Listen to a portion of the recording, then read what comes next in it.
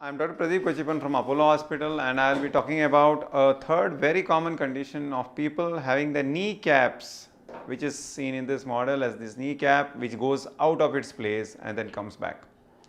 And this is called as patellar dislocation. It's a very common condition. And the problem is all patellar dislocations are different diseases. Why do people get it? Some of them get because of sports injuries. There's an accident, the ligament here which is called MPFL ruptures and the kneecap comes out. And then it goes back and then it heals there and the patient is normal. He may get one more time it going out only after 2 years or so, but that becomes a traumatic kind. But apart from traumatic kind, there are things where by birth this kneecap may be a little higher than where it should be, or this thing is called as the trochlea of the femur in which the kneecap sits.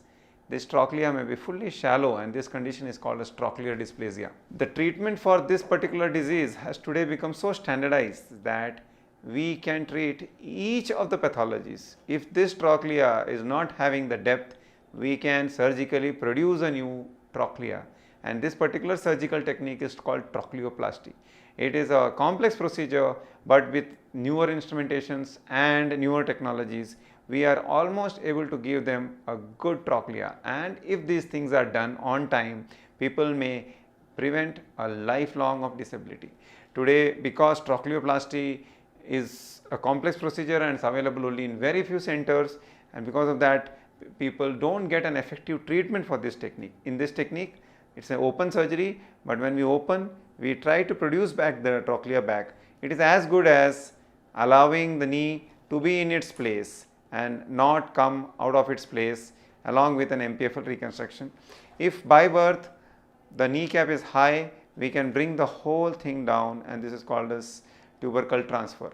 Along with these three things, that is MPFL reconstruction, tubercle distalization and trochleoplasty, we will be able to manage more than 90% of all the cases by combining the various techniques to each other.